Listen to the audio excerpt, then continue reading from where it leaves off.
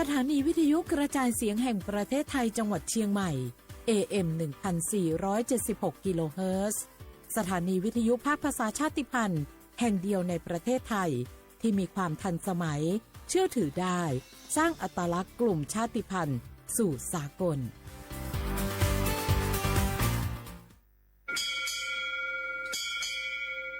โอโบดะจ้าโอมิชเปอร์เหมอซุงคาบอกว่าย้อซงอุดูธรรมา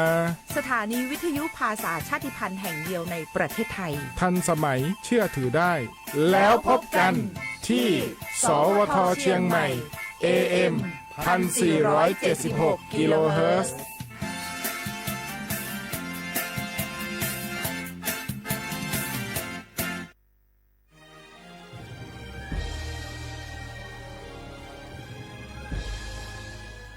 เกิดเป็นคนไทย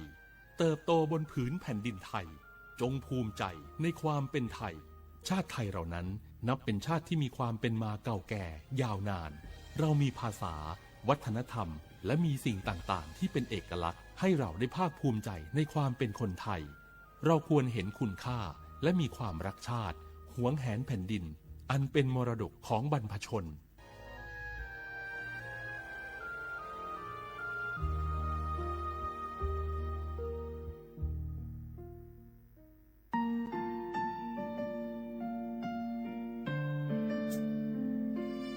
ขอน้อมเกล้าถวายอาลัยสมเด็จพระพันปีหลวงพระแม่แห่งแผ่นดินผู้ทรงเมตตาเหนือเกล้าขอพระองค์เสด็จสู่สวรรคาลัยข้าพระพุทธเจ้าข้าราชการและเจ้าหน้าที่สถานีวิทยุกระจายเสียงแห่งประเทศไทยจังหวัดเชียงใหม่กรมประชาสัมพันธ์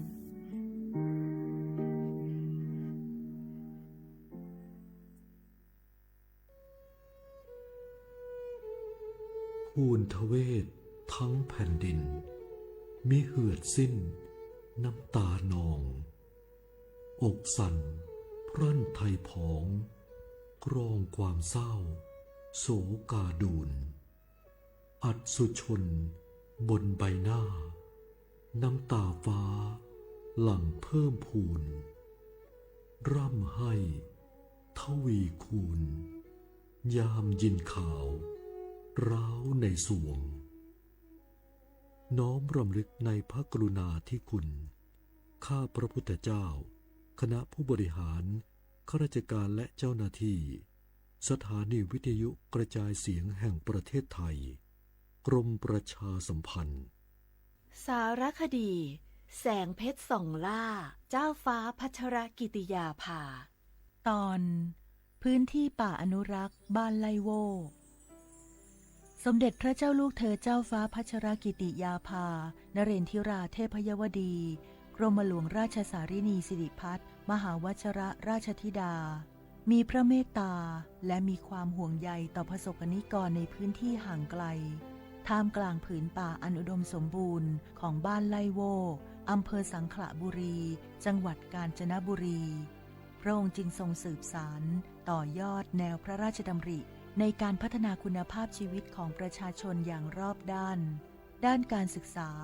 ทรงส่งเสริมการเรียนรู้ของเด็กและเยาวชนผ่านศูนย์การเรียนและกิจกรรมพัฒนาศักยภาพเพื่อสร้างโอกาสทางการศึกษาและวางรากฐานที่มั่นคงให้แก่อนาคตของเยาวชนด้านสาธารณสุขทรงสนับสนุนการเข้าถึงบริการทางการแพทย์การดูแลสุขอนามัยและการพัฒนาระบบน้ำสะอาดเพื่อให้ประชาชนมีสุขภาพที่ดีและมีคุณภาพชีวิตที่เหมาะสมด้านอาชีพและเศรษฐกิจชุมชนพระองค์ทรงส่งเสริมการเกษตรที่สอดคล้องกับสภาพพื้นที่การปลูกพืชสร้างรายได้และการพัฒนาผลิตภัณฑ์ชุมชนเพื่อให้ครอบครัวมีรายได้ที่มั่นคงและสามารถพึ่งพาตนเองได้พร้อมกันนั้นยังทรงให้ความสำคัญกับการอนุรักษ์ทรัพยากรธรรมชาติและป่าต้นน้ำอันเป็นหัวใจสำคัญของวิถีชีวิตชุมชนเพื่อให้คนและป่าอยู่ร่วมกันอย่างสมดุลและยั่งยืนจากพระเมตตาและพระวิสัยทัศน์อันกว้างไกลบ้านไลโวจึงค่อยๆเติบโตเป็นชุมชนที่เข้มแข็งสร้างโอกาสเติมความหวังเป็นพลังให้คนในชุมชนมีคุณภาพชีวิตที่ดีขึ้น จึงเป็นอีกหนึ่งภาพสะท้อนพระกรณียกิจที่ประสบกนิกรชาวไทยจะได้ร่วมน้อมสำนึกในพระกรุณาธิคุณของพระองค์ตราบนานเท่านาน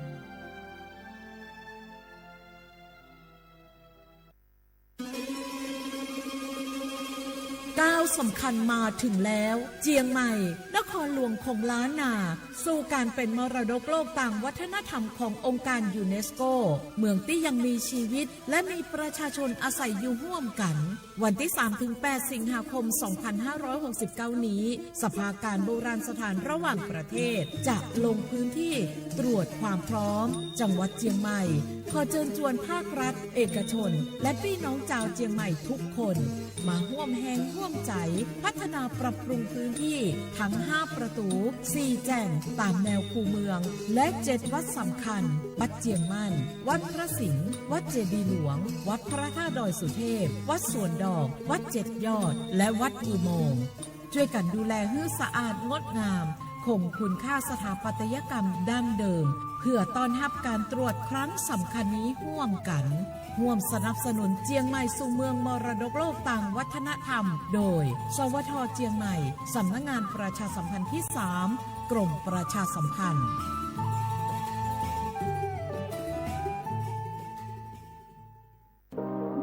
ร่วมเป็นเจ้าภาพงานระดับโลกจัดขึ้นในประเทศไทยการประชุมสภาผู้ว่าการกองทุนการเงินระหว่างประเทศและกลุ่มธนาคารโลก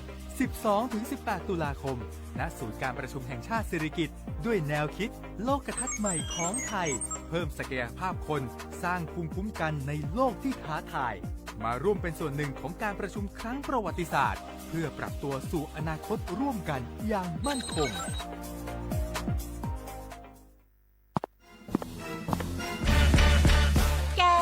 ลองปะกลิ่นหอมเหมือนขนมหวานที่สำคัญไม่เหม็นเอาเปล่าหยุดเลยนะแกรู้ปะว่าในนั้นน่ะนิโคตินเพียบเลยนะนิโคตินในบุหรี่ไฟฟ้ามันทำลายสมองส่วนการเรียนรู้นะแกยิ่งสูบสมาธิยิ่งสั้นความจำก็แย่ลงแถมยังเสี่ยงเป็นโรคปอดอักเสบเฉียบพลันอีกจริงดิแต่ควันมันก็ไม่เหม็นแถมไม่มีกลิ่นติดตัวด้วยโอ๊ยถึงไม่มีกลิ่นติดตัวแต่สารเคมีโลหะหนักเพียบสูบแล้วเหนื่อยง่ายออกกำลังกายหรือซ้อมเต้นแป๊บเดียวก็หอบและเสียสุขภาพหมดอย่าให้บุหรี่ไฟฟ้ามาทำลายอนาคตและสุขภาพของคุณฉลาดเลือกฉลาดใช้ชีวิตไม่ตกเป็นเหยื่อบุหรี่ไฟฟ้าด้วยความปรารถนาดีจากสำนักงานประชาสัมพันธ์ที่ 3 กรมประชาสัมพันธ์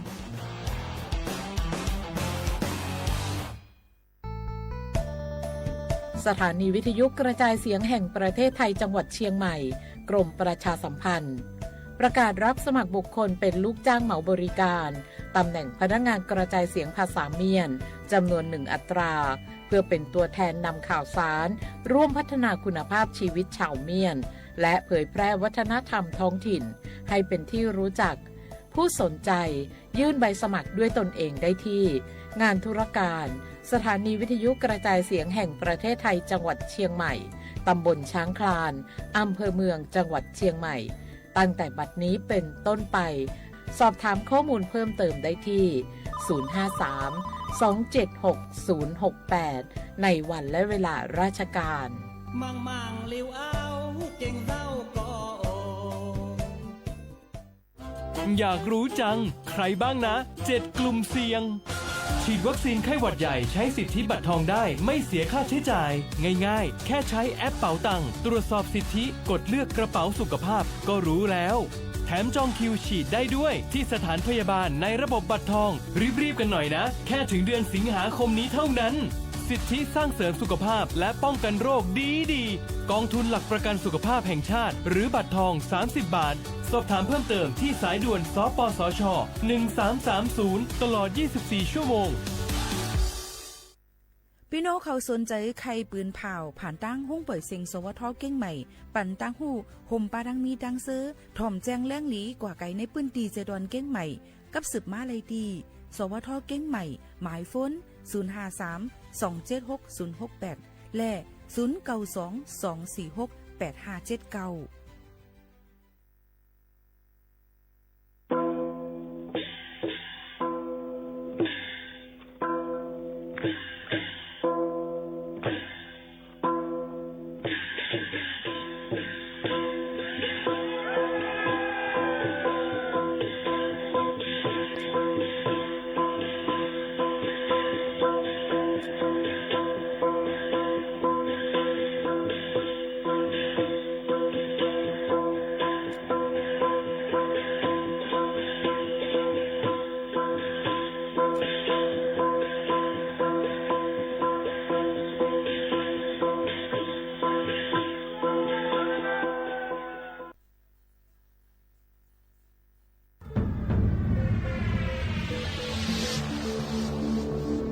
ก้นกูก่อนให้อยากลงมาแล้ว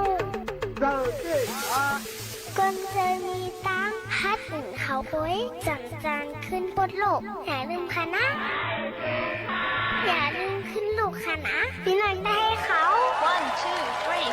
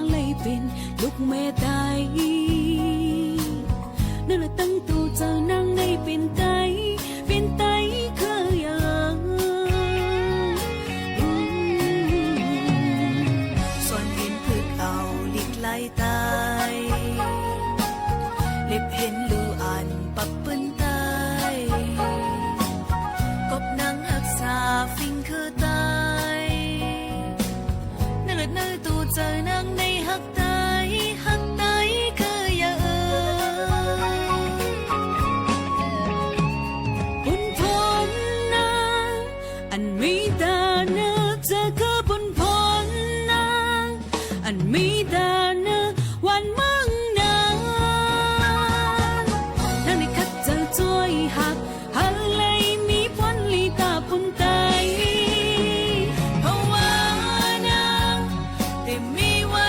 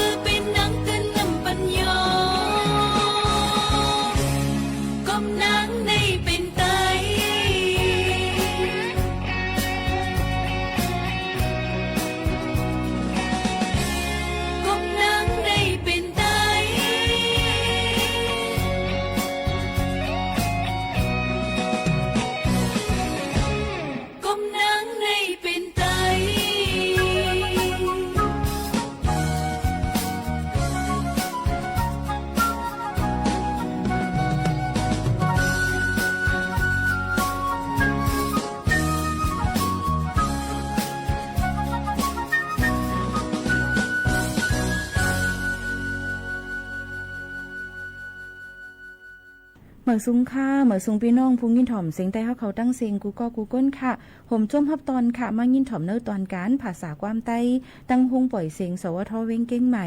AM 1476กิโลเฮิรตซ์ค่ะตอนการภาษาความใต้ตั้งฮงปล่อยเสียงหับการคุณจึงไทยสวทเว้งเก้งใหม่ AM 1476กิโลเฮิรตซ์ตีในอยู่จอมขาวยิ่งหมู่ขาวนนค่ะพบทบจำกันเสแลเอาตื้อตั้งอันลีอันมีมังกราในเสย้อนจุงจันเจอตอนตาพี่น้องพุงยินถ่อมเฮาเขากูก็กูก้นเฮลีเซออนตอนเสเก่ากันกูก็ในคาอออยู่เป็นอ้วยก็เซจอมกันดีในเสเฮาขาก็ติคัดเจอเอาเพ่งความหวานหูถูกเจอฝากตวนจู้ถึงปอแม่พี่น้องเฮาเขาให้เลยยินถ่อมจอมกันในวันเหมือนได้อยู่ว่าจังหนังไหนค่ะอ๋อค่ะข่าวยิ่งหมอข่าวน้นเป็นอ้วยก็เซพี่น้องเฮาเขาก็หับถอมรายตั้งออมร่วมเรดิโอ AM 1476กิโลเฮิรตซ์ค่ะถอมรายตั้งแฟนเพจ Facebook สวทเก้งใหม่ AM 1476กิโลเฮิรตซ์ในค่ะอ๋อฝากตอนจุดถึงกันจังหนังไหนค่ะนะถอมได้เพียงความอ่านทางเฮียนฝากตอนจุดถึงพี่น้องข่าวค่ะ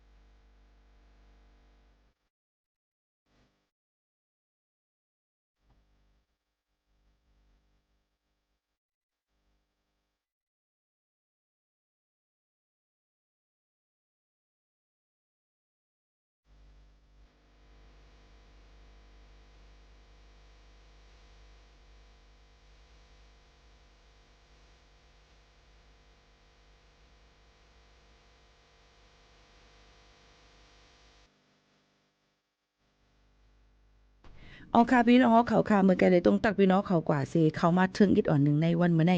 ย้อนประวัติดังก่อกับสืบฐานหน้าก่อกับสืบข่าว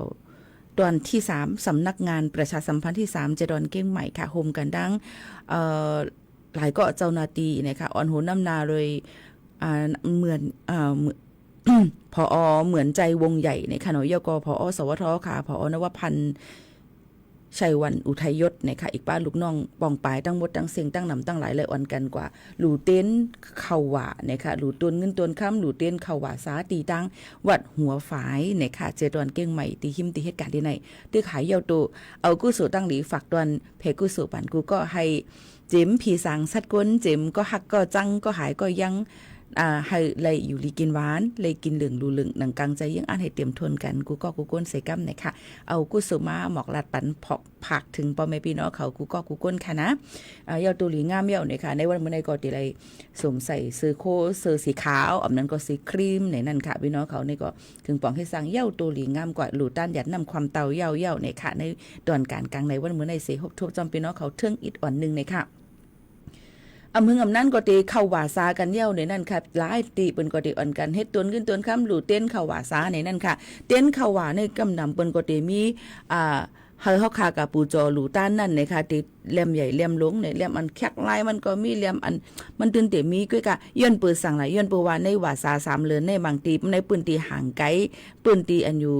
ไก่เว้งมีลองไผพาเข้าถึงเจิมเจ้าในเปิ้นก็ติใจเตี้ยนกันเห็นหนังหือบ่ติเหตุการณ์ตั้งลีกู้โซฮอทำในเจิมเจ้าในค่ะเนาะก็ติจับเตี้ยนบ่อยากว่าหมดกว่าให้ขึ้นเจอเที่ยงให้ไหนค่ะและเปิ้นจ่องไว้ว่าลู่เตี้ยนเข้าว่าก้อยกะกับปานตะเหลวนั่นในก็เปิ้นบางตีเปิ้นก็เงึงแวย้อนบ่ว่ากูไฟไหม้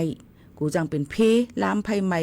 อองตีวัดตีก้องเจิมเจ้าหนังไหนก้อยกาซึ่งหือกอลีมันก็เป็นจ้อมหนังฟิงไงฟิงทุ่งมันนั่นนี่เฮ็ดจ้อมหนังครึ่งปองให้สร้างกว่าจ้อมหนังฟิงทุ่งเฮาขามีไว้นั่นนี่นั่นค่ะกอลีเหมือนกันมังฟิงทุ่งมังลองกอลีเอามาอยู่กลุ่มย่อมหมุนเสสืบบึนแพกว่ามังฟิงทุ่งนั่นนี่ก็อันลีนี่ก็อย่าไปเอามาสืบเฮ็ดกว่าย้อนบ่ว่ามันติเฮ็ดให้เฮาขา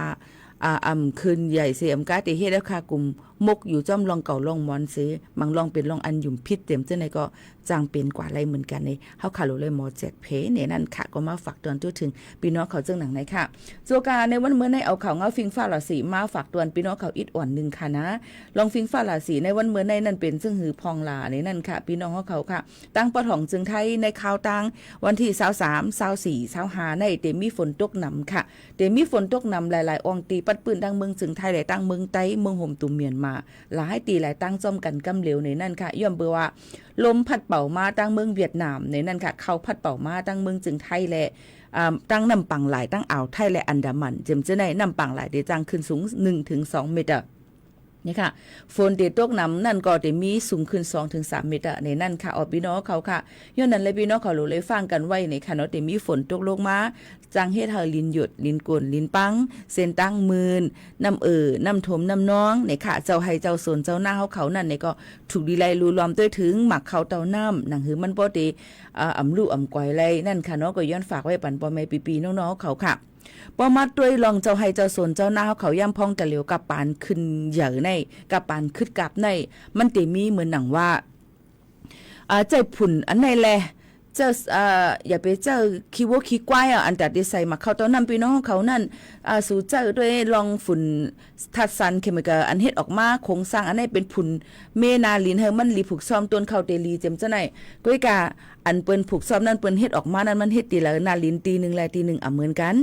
มังตีนาลินเตเลียงมังตีนาลินเตล้ำเด็กผูกอีสังไลลีเจ้าให้เจ้าหน้าเขาเตฮู้เตอร์ลีเสก้นกาก้นขายก้นกาก้นขายในฮู้ว่าหลูเลยขายก็ดังจะย่ำไปย่ำเอาตินกับนุกทุกทูใส่จ้อม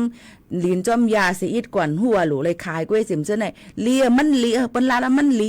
เสียมเจ้าไหนค่ะเนาะยก็มังก็เฮ็ดลองอันพามตากว่าไทยส่วนให้ส่วนเหกให้หน้าอันเปิ้นส่วนเข้ากาบเปิ้นส่วนเข้าเปิ้นอันเข้มอันเขียวกิ้วงิ้วนั่นเสียมาว่าเนี่ยผุนเฮาค่ะในมันลีเจมเจ้าหนังไหนอันนี้ก็หลูเลยฟังกันไว้ค่ะก็นั่นแหละข่าวปะโอเนี่ยคำสงาวเตรียมออกลาดไว้ว่าเจ้าส่วนเข้ากับในจึงใต้ปอดจันเจอยาซิดเยิมมีกหมายหงตอกในนั่นค่ะอันว่านั่นเสแลเอาต้นเข้ากับแหงเสลูกกวยกะลูกตายกว่าตั้งนำตั้งหลายก้นตีเนื้อปืนตีทุกย้อนให้ผู้เกี่ยวข้องคอมมานีและก้นขายกดทัดเอาปุนพ่อนปั่นในนั่นค่ะ ก้นในปืนตีลาติผู้สื่อข่าวเขาว่าก้นขายเขาแต่ว่ายาซิดเยอะในเป็นยาเพียวแปดตนเยอะกวยอ่ำตุ้มเตอตนต่อหักเขากับสังว่าในเสตาก็เผื่อเจ้าตัวก็ตนหักเขากับแหงตายกว่า8 มดเดียวค่ะ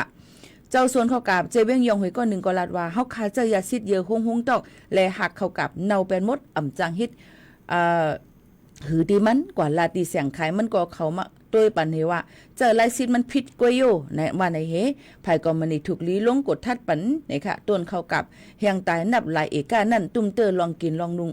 เฮาขากนเมืองเตะๆนี่นั่นค่ะคนเมืองเจอใจยาซิดเยอะเสตุ้มเตอตนสวนเข้ากับแหงตายนั่นกำนำเตเป็นเนอเจเว้งยองหวยสีเสียงและหมอกใหม่เจอในกำพองป้อเลยไถ8 มดเสียขึ้นผูกเหมือแทงค่ะ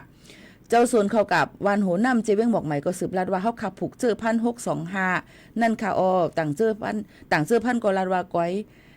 ย้อนเจอยาซิดเยอะในเหมือนกันอยู่หนังเก่าเพราะว่าเขาเอาปุ่นพ่อนเต้เจ้าส่วนเข้ากับเป็นนี่เป็นขอดกันนำเต้ๆว่ายาวนี่ค่ะกำพองเลยขึ้นผูกมือสิซุ่มมาล้างหลายตาซุ่มข้าวยามแทงเจ้าหนังไหนค่ะเกี่ยวเลยลองลู่ซุ่มในเสก้นปืนตีก่อใครให้ผู้เกี่ยวข้องคอมดีก้นอันขายเขานั่นเขากดทัดเอาปุนพรปั่นไว้เฮอปืนเผาแกลิดปันลองลู่ซุ่มก้นมึงหนังหือป้อเจมอะไรขึ้นเมขึ้นนั่นไหนนั่นค่ะพี่น้องเขาค่ะย้อนนั่นแหละบางลองบางอันมาในเจอพันตัดเดผูกซ้อมยอันเตโฮดอันเตซิดกว่านั่นเนี่ยป้อยาคายเยคายาเนี่ยมันก็เตมีพรตุ่มยนกว่าต้นต้นเขากับต้นหางเฮาอยู่เย้าเนี่ยก็นั่นแหละลองตั้งจะในป้อเขาขาเจออ่ำแมนลองแมนตั้งมันเจอแมนล็อกไล่มันอ่ำเต้นจอมหนังคักตอนมันเนี่ยก็เตจางเฮ็ดเฮาลู่ซุ้มกว่าตั้งนำตั้งหลายเตวาในนั้นค่ะก็นั่นแหละเจ้าให้เจ้าสวนเจ้าหน้าเขานั่นหรูเลยกว่าขึ้นเห็นหรูเลยกว่ามีหูล็อกไล่คักตอนตีคึงปองให้สั่งจังหือหนังหือป้อเตให้มักเข้าตอนนำมกคานั้นป้ออ่ำก้อยหนังหือเตมักหลึงขึ้นโป่งมานั่นเจมจึงหนังไหนค่ะเนาะพี่น้องเขาค่ะอันนี้ก็เตเป็นลองตั้งดีไม่เจอตอนด่าเจ้าให้เจ้าส่วนเจ้าหน้าเขาเต้สังเจอว่าเขาค่ะเป็นก้นกาก้นขายสิเนี่ยค่ะอ่ำหูล็อกไล่กันเจอแลอ่ำยำตู้ทบอ่ำยำเฮ็ดมานั่นเนี่ยจึงเตจางเฮ็ด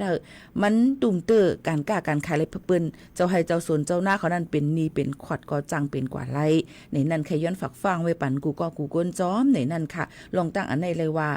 เป็นลองลำลองแต่หากินเลี้ยงต้องแลหวานเฮาเมืองเฮาเป็นเจ้าให้เจ้าส่วนเจ้าหน้ากำน้ำแต่ที่หากินนั่นก็1 ปี 2-3 1 ปีว่าไรปอก2 ปอก5จำเจในเลยกับลงทุนตื้นล่างเสียครึ่งปองให้สั่งก่อนจำเจในหลูเลยป่องใจปันกันจ้อมในนั่นค่ะ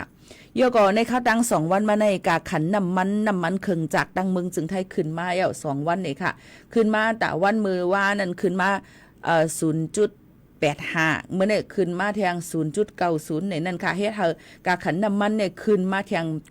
กูเส้นกูอันเย้าในนั่นค่ะในก็เตเลยว่าเป็นกาขันมือตั้งแต่ตอนเก้งใหม่ค่ะก็นอดีเซลเนี่ยก็จะเป็นอยู่ 37.39 ในนั่นค่ะบางตีก็เตกาขันนำหรือเสียในอำนั้นก็ย่อมหรือเสียในอีก1ย้อนบ่ว่าลองการต่อสูงมันตีจำตีไกลเทียงกำ1จังหนังไหนค่ะนะพี่น้องเขาค่ะอันนี้ก็ออกมาฝากตอนจุดถึงพี่น้องเขาเที่ยงตีกว่ามาไปซึ่งหือสั่งเป็นไรก็ห่มห้อมกันกว่าจ้อมกันตีตื้อแคมลีหรือเสเปิ้นในค่ะเนาะพี่น้องเขาค่ะมาด้วยข้อความที่พี่น้องเขาตรงตักกันเข้ามาก่อนมีตีแล้วตั้งไหลกันพองในนั่นค่ะหมายสูงค่ะวันเมื่อในหางหลีเตค่ะไม่สูงค่ะย้อนความจ่องเตไลค่ะไม่สูงค่ะยินจมขอบใจอย่านำค่ะย้อนความหักพิษใจค่ะเยี่ยวกอเดมีดีทอมค่ะด้วยอยู่ที่เก้งใหม่ค่ะยินจมค่ะเยี่ยวกอเดมีเทียงเมืองปลายค่ะมีเถอเทียงค่ะลอยสเก็ตค่ะทุนมูค่ะยินจมค่ะสาธุอนุโมทนาจอมค่ะยินหลีค่ะไม่สูงวันพัดค่ะไม่สูงเหมือนกันค่ะเยี่ยวก็อยู่แม่โจ้เสถอมอยู่ค่ะเฮาค่ะถอมอยู่โจ้ข้าวกุ้งเทพค่ะยินจมค่ะปีลาวเมืองใหญ่ค่ะยินจมค่ะไม่สูงรักรับรองอย่างเนี่ยแล้วก็ย้อนความแม่ใจสายเมาค่ะย้อนความแม่ใจสายเมาในใครว่าจึงหือค่ะแม่ใจสายเมาห้องความหาอันนั้นก็อันอะไรย้อนความอันว่าแม่เนี่ยอันสายเมาห้องให้ไหนค่ะป้อมรัดมาปีหมู่เขาโน่นในกวังอะค่ะนะเก้งใหม่ค่ะคุณป้อมค่ะยินจมค่ะอยู่แม่ฮ่องสอนถ่อมอยู่ค่ะยินจมค่ะแดงวันใสค่ะยินจมค่ะกูก้นค่ะเนาะย่อก็ว่าคือเที่ยงถ่อมข่าวไล่ตีไล่ถ่อมข่าวไล่ตีไล่ค่ะลอยล่างปีใจย้อนอยู่เก้งใหม่เสถ่อมอยู่ค่ะยินจมค่ะถ่อมข่าวไล่ตีไล่คานจึงหือค่ะไหนถ่อมข่าวไล่ยังแน่ป่องใจเพราะสูตรเตรียมมากกว่าป๊อดจำใจจำเหลืองพิษก็มังลองมาติดกวังในค่ะเนาะกับแนวค่ะมาตัวเทียงมีอีสังเทียงในค่ะเนาะ เฮาได้ลัดลองหางแถวใหม่สูงเหมือนกันกูก็กูคนที่ต้องตักกันเข้ามาตั้งไลฟ์ตั้งเฮือนสอมได้ก็มีก้นตัวอยู่หมอก20หาก็กุ้ยนี่ค่ะยันรู้ว่าก้นที่เหตุการณ์นำเขาอยู่เนาะเดี๋ยวก็เมื่อว่าในเป็นเพศสภาวะแทงอันนึงเป็นอิงสันอำนั้นก็เฮาค่าฮู้จักว่าแผ่นดินไหวอันว่านั่นในค่ะเนาะแผ่นดินไหว2ปอกติดกันที่ตั้งเสมิงเหนือเลยอำเภอเสมิงนี่ค่ะเมื่อว่านั่นในค่ะเนาะข้าวยาม4 โมงไป10 กว่าเก้านึงนี่ค่ะเดี๋ยวก็ข้าวยาม4 โมงไป20 มแทงกำ1นี่นั่นค่ะพี่น้องเขาที่มี2ปอกเป็นอัพเดทช็อคแทงอีกอ่อนนึงตั้งลึกมันมี 2.3 ในนั่นค่ะเนาะตั้งลึกมันมี10 กิโลเมตรนี่ค่ะแต่ไว้แห้งอยู่หมอก 2.3 เมตรจุดกันนานก้อยให้แห้งเตๆวานหนังเก่าในนั่นค่ะพี่น้องเขาอันนี้ก็เอามาฝากตวนจูถึงปอแม่ปีๆน้องๆเขาให้เลยยินถ่อมจ้อมกันแทงอันนึงค่ะจองฮู้ค่ะว่าหลุดเล่นยาเย้าเนี่ยค่ะเพราะว่าเฮาคาหลุดเล่นยาตุ้มเตออีสังเพโลเฮือนเฮาหลุดเฮ็ดกะตุ้มเตอแทงเฮือนนั่นนี่ก็ผิดปักเปิงใหม่มีค่ะนะอายกวนเล่นยานั่นในนั่นค่ะมันผิดปักเปิงใหม่มีแล้วที่จังเฮ็ดให้เปิ้นหลุดเล่นยามือ2ในนั่นค่ะ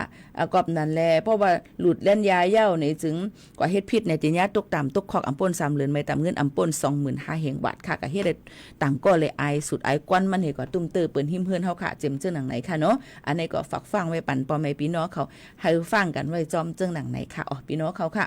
หรือเจอถ่อมด้วยเพียงกว่ามันหูถูกใจกันเชียง1หูก่อนค่ะอ๋ออันทางยันมาฝากตวนจนถึงพี่น้องเขาเลยอันย้อนกันเขามาว่าเลยว่าติเลยย้อนอยู่หลายวันค่ะเนาะมื้อไรติเปิดปันมื้อได้ย้อนไหลอยู่โยนอ อยู่ที่ลอยหล่อเซถ่อมอยู่ค่ะลอยหล่อยินจมขอบใจนำค่ะพี่น้องลอยหล่อเขาอยู่หิมเลยนำพองนี่นั่นค่ะเดี๋ยวก็จ่องให้ตั้งห้องปล่อยเสียงค่ะลงปืนตีกับฮบทั่วพื้นประกอบทบในก็จะมีว่าให้ตอบข้อถามมาถ่อมห้องปล่อยเสียงเขาค่ะกูวันอยู่5ถ่อมแม่มีพ่อนี้ซึ่งหือพองเจิมจังไหนนั่นค่ะเนาะเขาค่ะได้ลงปืนตีกว่าฮบทบพี่น้องเขาเนี่ยค่ะเพราะว่ามีเนี่ยก็จุ่ตุ่มกันไม่หมอก10 ก็จังไหนค่ะเนาะหมอกรัดถึงเขาค่ะเลยเขาค่ะได้ลงปืนตีกับฮบทบก็ได้เลยหันผู้จัดรายการตั้งห้องปล่อยเสียงเขาค่ะตั้งนำตั้งหลายเอามาได้เป็นก้นเมืองเอามาได้เป็นก้นไทยเอามาเป็นพี่น้องเจ้าคือเจิมจังหนังไหนค่ะนะพี่น้องเขาค่ะบ่ดังกรุงเทพได้ก็ใครกว่าอยู่ใกล้กับไปจังกว่านี่เนาะเอาในตั้งเจดวันเก้งใหม่ในกว่าในนั่นค่ะพี่น้องเขาค่ะถอมได้เพียงกว่าหูถูกใจอันย้อนกันเขามาฮักพิษใจค่ะ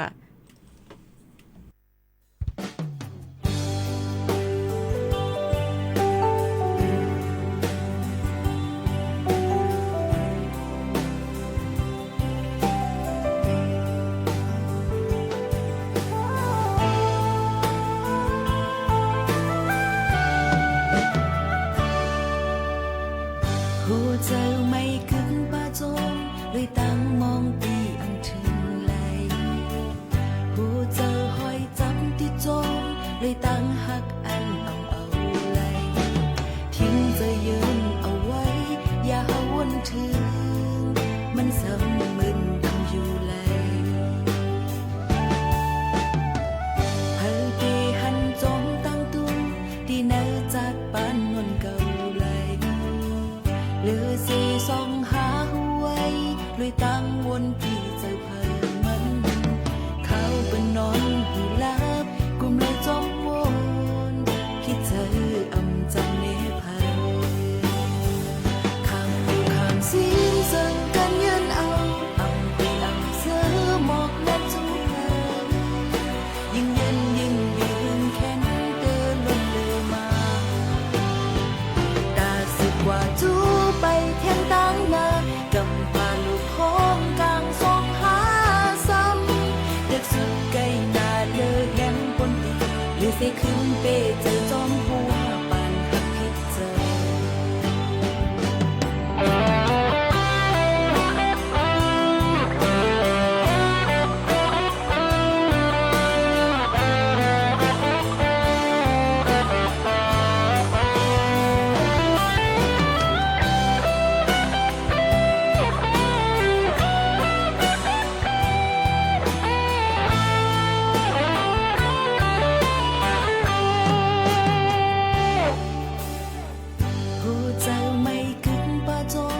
เลยตั้งมองปีอังถึงไหล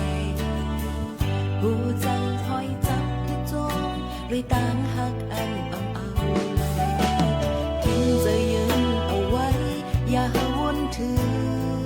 มันสั่งมึนอยู่ยาวไว้หันเทหันจอมตั้งตู้ที่เนื้อจากบ้านอ่อนเก่าไหล หรือเสซองหาหวยด้วยตังวนตีใจเผามัน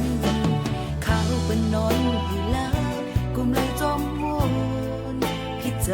อำจันแน่ไผคำอยู่ห่างซีมเสิร์กันยันเอาอำพีอำเสอหมอกและทุกเผยยิ่งเย็นยิ่งยืนแค้นเดินล้นเติมมาน่าสิว่าจูไปเทียงตั้งเนินกำพาลูกโคกกลางสองหาซ้ำเด็กสุดใกล้นาเลยเห็นบนตีหรือสิขึ้นไปเจอจองเพราะว่าปานทางเจอคำอยู่ข้างซีมเสิร์กันยืนเอาคุยอำเสอหมอกและจูเพอยิ่งเย็นยิ่งยืนเข็นเดินล้นเติมมาน่าสิว่าจูไปแทงตั้งนากำพาลูกโคงกลางสองหาซ้ำเด็กสุดใกล้นาเลยเห็นบนตีเลยใส่ขึ้นเปเจอจอมเพราะว่าปานหักใจเด็กสุดใกล้นาเลยเห็นบนตีเลยใส่ขึ้นเปเจอจอมเพราะว่าปานหักใจ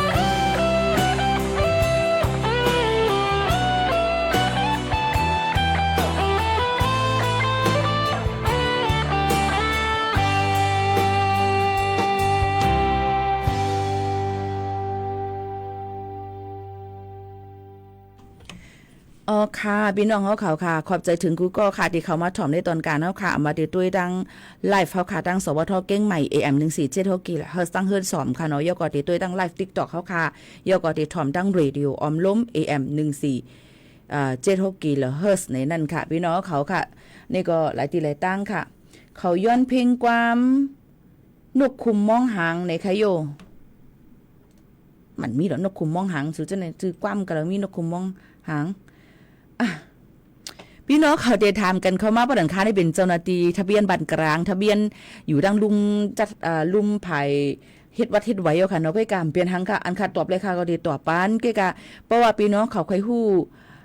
เต้ในนั่นน่ะพี่น้องเขาค่ะพี่น้องเขาที่ไรเอาหลักฐานศักดิ์ศรีกว่าถามตีลุ่มเจเวงที่เปิ้นออกปันวัดไว้เฮาค่ะที่ตนเงาหักมันนั่นในตีตื้อแคมดีเลยเสเปิ้นในค่ะเนาะมันก็ถามมาทะเบียนบัตรกลางให้เป็นอีสังเพราะ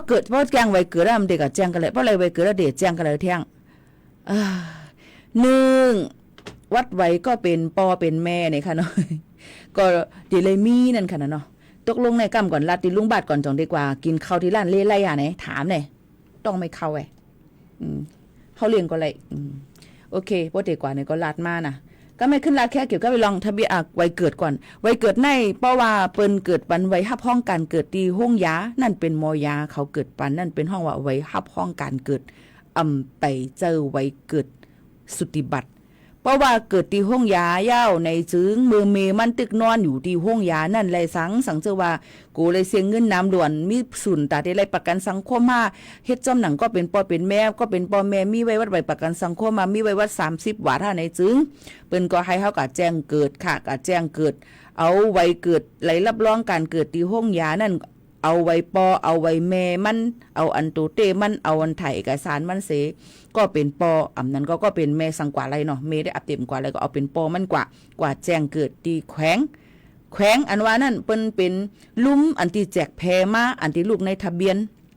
ในลุ่มเจเวียงเปิ้นแจกแพมาเพราะดังห้องยาไม่เลยเด็กติดเท่าขาในเตกว่าที่แขวงเมงลายไกในนั่นก็แขวงศรีวิชัยจึงค่ะก็บ่ค่อยต้องนี่แขวงเมงไล่กันในป้อยเกิดที่สวนดอกได้เลยกว่าได้แขวงศรีวิชัยหิมสันติธรรมนั่นหิมต้นโพฮู้จักเนาะยอก็ป้อเกิดที่ห้องยาราชเวทดีกว่าที่แขวงกาวิละมันเตมีซึ่งในค่ะมันเตมีจำกันในเรื่องในเปิ้นก็เจ้าหน้าที่ห้องยานั้นเปิ้นติลาดเฮาว่าเฮากว่าแจ้งไว้เกิดยาวเฮาติไล่ไว้เกิดมาพอเฮาคาไล่ไว้เกิดมาเฮากับเปิ้นก็ติปันว่าล้วนก็ในไล่ไว้เกิดอันว่านั้นจะว่าแต่ไล่ไว้เกิดล้วนเฮาไล่เป็นคนไทยกำเลวค่ะโลเลด้วยวัดไว้ก็เป็นก็เป็นแม่มันแทงกำนึงว่าเป็นไว้วัดไว้อีสาง ในนั่นค่ะป้อเป็นปอมันเป็น10ปีแม่มันเป็น10ปีในหลวนก็ตีไรหัวศูนย์จอมก็เป็นปอเป็นแม่ป้อเป็นคนต่างดาวในก็ตีไรวัดไว้ก็อันเป็นผู้ที่ตามเกิดจอมก็เป็นปอเป็นแม่ซึ่งไหนคะนะเยาก็ป้อว่าก็เป็นแม่อำนั้นก็เป็นอำนั้นก็เป็นปออันสู่เจ้าห้องนั่นก็ไรก็หนึ่งเป็นคนไทยลูกอ่อนก็ตีไรเอาแม่มันก็ยืนยันว่าเป็นซึ่งหือพองใจผมเมกันเต้อยู่5นั่นคือป้อเต็มเลยมีลองพามเรียนกันจอมเจ้าหน้าที่นั่นเปิ้นได้ตอบปากคำกันแทงกำนึงว่าจะเต็มจะเต้เฮ็ดจังไหนเสจ่องกันไรมาสังซึ่งว่าแม่มันเป็นคนไทยได้ก็ง่ายเงียมเนี่ยย้อนเปิ้นสั่งหลายย้อนบอกว่าสุนมันไหลจอมแม่มันนั่นกำซื้อกำเหลวเนี่ยนั่นค่ะจังไหนค่ะนะเพราะว่าไล่ไว้เกิดไล่สุติบัติตีแขวงมาเย้าในจึงก็เป็นปอนั่นเตเลยเอาหลักฐานอันเป็นลูกมีไว้เกิดนั่นเสย้ายออกที่ทะเบียนบ้านกลางทะเบียนบ้านกลางเป็นซึ่งเหือทะเบียนบ้านกลางเขาอยู่ที่ทะเบียนบ้านอันที่อยู่จ้ำเจ้าหน้าที่เขาให้อำได้ไข่ออกมาอยู่จ้ำเฮือนเผาเฮือนมันนั่นเสอยู่ไว้ในกลางไว้ที่ในกลางศูนย์ร่มตั้งนำเซนตาลงนำนั่นค่ะเย่อก็อำไข่อำเหือมสังจำเจ้าในป้อป่นเลยเส10 ปีปลายเปิ้นได้จำนายออก8เย่อก็เฮาก็เตจวมหายหยาบขึ้นในนั่นค่ะพี่น้องเขาค่ะเย่อก็กำแน่เพราะว่าระยะไว้เกิดนั่นเฮาก็เพิ่นเอามาขายอยู่ในทะเบียนบ้านก็เป็นปอก็เป็นแม่นะครับปอเป็นวัดสีเหลืองก็อยู่จำปอในทะเบียนบ้านสีเหลืองเนี่ยค่ะมีทะเบียนบ้านเป็นโห8เนี่ยก็อ้นสัญชาติทางเฮียนกันไว้เป็นต่างดาวถาวรเนี่ยก็ทางเฮียนเปิ้นก็ติลาดมาเจ้าหน้าที่เปิ้นก็ที่ขึ้นลาดเที่ยงกำนึงจังไหนนั่นค่ะพี่น้องเขาค่ะสมมุติว่ามีนายจ้างเนี่ยก็ลาดมาว่าข้ามาอยู่ตำเพิ่นนายจ้างจังไหนค่ะเราเป็นผู้ที่ตามก็เป็นปอและเป็นแม่ให้ไหนค่ะอันนี้เป็นคักเป็นตอนกว่าเนี่ยค่ะก็ไม่ปอถามมาก็ปอเป็นแม่พาสปอร์ตปอ10 ปีเนี่ยก็เอาจ้อมปอมันค่ะพี่น้องเขาก็เอาจ้อมปอมันเนี่ยค่ะไว้10 ปีนั่นก็กะรัดบรรเจ้าหน้าที่เขาเนี่ยค่ะเลือกเอาอันใดอันหนึ่งสุดที่เอาวัดไว้ซึ่งคือให้มันดีที่สุดตอนแต่สู่เจ้าเลือกนั่นเฮ็ดไหนเปิ้นก็ได้ถามพี่น้องเขามาเพราะว่ากะเฮ็ดไว้วัดไว้นั่นด้วยค่ะสระเอสระอีสระอาสระสระมันฉะนั้นก็ตัวลีกูมันผิดกว่าจำวัดไว้เฮาค่ะนั้นแจกด้วยลีเปิ้นก็ได้เปลี่ยนเพราะเปิ้นเฮ็ดผิดตีอองตีนั่นเปิ้นได้เปลี่ยนปานกำเหลวเพราะว่าเอาไม้ยาวให้กะจังขึ้นปะลื่นอ่ำไหลในนั่นค่ะย้อนเพื่อว่าเปิ้นให้สู่เจ้ากดเจ็ดกดทัดด้วยลียาวว่ามันเป็นจังหือในนั่นค่ะเนาะจังไหนค่ะพี่น้องเขาค่ะย่อก็เข้าตั้ง15 วันนี่ค่ะดูเลยกว่าแจ้งเกิด15 วันดูเลยกว่าแจ้งเขาในทะเบียนบ้านให้มันถูกแม่นเพราะว่าหึงหรือเสนั่นในซึ้งเปิ้นก็ได้มีมือตามเงินพี่น้องเขาหึงหรือเสนั่นแทง10 ปี20 ปีนี่ก็โกจังเลยเฮ็ดมือเลยเฮ็ดใหม่อันว่าได้มันติเลยก็ทัดมือแทงให้ก็ตรวจสอบด้วยแทงหลายรองหลายอันเจิมจังหนังไหนค่ะเพราะเกิดที่ฮู้ยาป่าแง่ดีกว่าที่อำเภอแม่ริมเนี่ยค่ะยินโจมที่ลุงบาดเฮาค่ะช่วยบอกลาถึงกันจังหนังไหนจ้อมเนี่ยค่ะเนาะพี่น้องเขาค่ะพอเฮาแต่งงานจ้อมผู้หญิงไทยเฮาได้มีตื้อตั้งเลยวัดไว้ไทยก่อฉันอูดทุกวันน่ะเธออันเฮาลัดปันสู่เจ้าเขาอยู่แต่เสในนั่นค่ะว่ากนใจไตไหนเนี่ยค่ะมีสุนตอนตาที่อ้นสัญชาติเป็นคนไทยจอมเมไหลเนี่ยค่ะเลยเสว่ามีโผเป็นวัดไทยเสผู้หญิงน้ำเป็นพาสปอร์ตเนี่ยเนาะเลยเป็น10 ปีในจึงจังมีตื้อตั้งเลยโอนสัญชาติจอมเป็นคนไทยเลยจอมอยู่ย่อก็เพราะว่ามีลูกจอมกัน1เขียนเฮ็ดง่ายนี่นั่นค่ะพี่น้องเขาค่ะก้วยกาสังเสว่าเฮาเป็นผู้ใจแต่งเฮาก็เป็นผู้ใจเฮาเฮคไลเมไทยก็เอาเบี้ยไทยก็ได้เลยว่าไทยอ่ำใจค่ะอ่ำเป็นกว่าไรคนใจอ่ำมีศูนย์ตอนดาได้เลยโอนสัญชาติเป็นคนไทยจอมเมค่ะอันนี้ย้อนบอกว่าเมอ่ำมีศูนย์อ่ำมีเงินตอนดาได้รวมด้วยถึงก็เป็นโผบ่เป็นโผได้ก็เขาดึงดูเลยมีเงินตอนดาได้เรื่องรู้ก็เป็นเมเฮเดเลยกะจ่ายกะขวัญกูปีที่ชุดมัน5 ปี3 ปี5เจิมเจิงหนังไหนต้องมันเขาในตะล่าวางหือเจิมเจิงไหนแทงกำ1ย่อก็อ่ำปันมีเหตุการณ์นี่นั่นค่ะสังเกตว่ามีเหตุการณ์นี่นั่นก็อ่ำไรเหมือนกันนี่นั่นค่ะพี่น้องเขาย้อนบอกว่าก้นก้อนนึงเป็นก้นไทยในตีเลยมีสุนมีเงินน้ำหรือเซ2 ปุนตอนดาได้เลี้ยงดูก็เป็นเมแล้วก็เป็นลูกล้างแท้งจังไหนค่ะพี่น้องเขาค่ะจ่องไปป่องใจกันค่ะอันนี้ยิ่งหมวกขาวนุ่นก็คัดเจอเอามาตอบปันพี่น้องเขาโมดเดียวเนี่ยค่ะนะอำใจว่าเหลือไรเมียไทยก็ได้เลยวัดไทยในได้มาเจอค่ะวิ่งแห่งแจ้งแรงหลีค่ะยินจมขอบใจใหญ่นำค่ะยินจมค่ะกูก็ที่ต้องตักกันเขามาลองวัดลองไว้กันเนี่ยค่ะมันก็ถามมาไว้เลข8ย้อนคู่ข่าวลองหมาย8พองหมาย8อันว่าในนี่นั่นค่ะหมาย8อันว่าในมันเป็นลองวัดไว้อันดีพี่น้องเขายืนต่างดาวถาวรเนี่ยค่ะย่อก็โอนสัญชาตินี่นั่นค่ะเนาะหมาย8ในนี่ค่ะพี่น้องเขาค่ะเลข8ตั้งนามมานั่นเนี่ยค่ะสังชื่อว่ามีวัดไทยในซึ่งเพราะว่าเป็นเฮาค่ะด้วยเลยค่ะว่าก้นก็ใน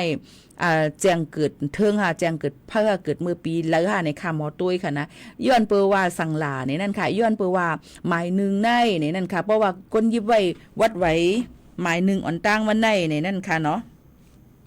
มันก็ตีลาดว่ามันเป็นไว้กวนจึงหือในนั่นค่ะเนาะเพราะเป็นหมายหนึ่งตั้งนามันติมี13ตัวดองใจ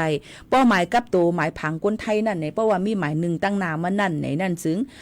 เปิ้นก็ตีลาดว่าเป็นกวนอันที่แจ้งเกิดตันข้าวยามมันในนั่นค่ะแจ้งเกิดตันข้าวยามจอมหนังปึงเปิ้นตำวางไว้นั่นในค่ะเนาะย่อก็อันที่2หมาย2ตั้งนามันปองว่าเป็นก้นไทยอันแจ้งเกิดอันป่นข้าวยามมันแลเทิงกว่านั่นค่ะอำตันแจ้งเกิดจอมหนังข้าวยามมันคือตันค่ะเป้าหมาย3เตตั้งนามันนั่นจำเป็นก้นไทยต่างดาวที่มีใบสำคัญคนต่างดาวนี่นั่นค่ะพี่น้องเขาย่อก็ก้นอันที่เกิดเมื่อปานกูปอกนี่ก็กำนำก็ที่เป็น3จังไหนค่ะเนาะย่อก็หมายที่2และที่3นั่นซ้ำเตลาดว่าเจตวนอันเขาเกิดนั่นเขาขึ้นทะเบียนบ้านตีเหลอที่เป็นเจ้านั้นค่ะเนาะย่อก็ลักตัวที่4ที่5นั่นซ้ำติลาดว่าเขาแจ้งเกิดที่อำเภอเหลอเป็นจังไหนค่ะเนาะลักที่6ถึงต่อถึง10นั่นซ้ำบอกลาดว่าไฟหมด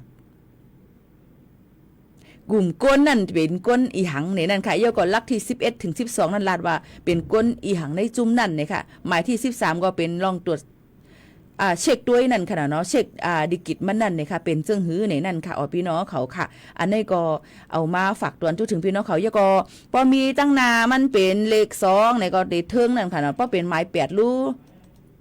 ในนั่นค่ะพอเป็นหมาย8ตั้งนามันนั่นรูในก็มันไผก็หมดพี่น้องเขาว่าเพราะเป็นหมาย8ตั้งนามันนั่นเนี่ยก็มันก็ได้เป็นก้นอันที่ต่างดาวเขาเมืองถูกเมียนจำหนังปักเปิงหมายมีในนั่นค่ะพี่น้องเขาในนายก็เลยแปลงสัญชาติไปโอนสัญชาติเป็นก้นไทยก็เป็นหมาย8นะโอนสัญชาตินั่นค่ะเนาะพี่น้องเขาค่ะจึงหนังในค่ะเอาเกี่ยวก็ลองตั้งเจอในก็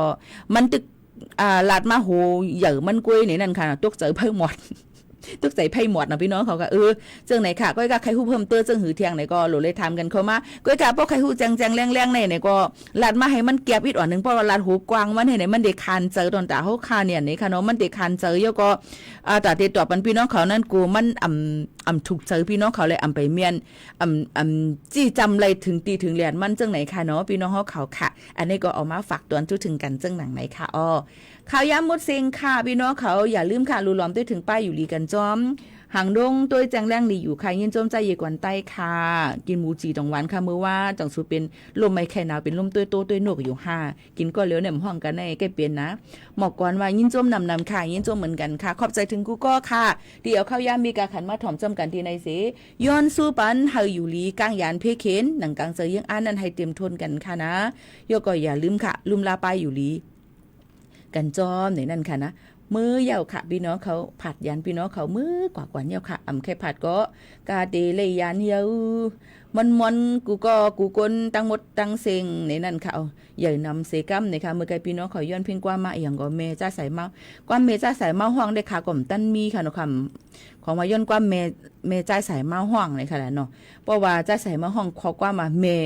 มาโคเจอเมนะคะก็ตีหาทันขึ้นตั้นหนูของว่าย้อนกว่าเมจ้าใส่เมาเนี่ยเคยหายหยาบไว้เนาะเมจ้าใส่เมาในเหมือนห่างห้องก็การซึ่งหือก็ลีผักพันเพียงความหูในมือก่อนค่ะนะมอนขอบใจถึงกูกนค่ะมือสูงค่ะ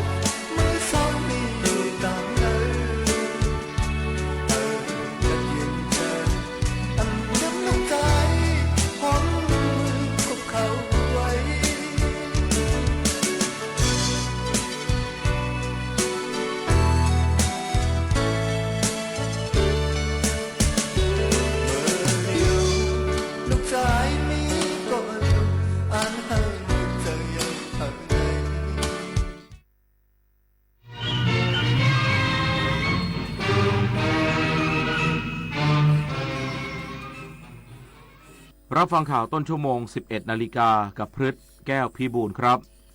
นายกรัฐมนตรี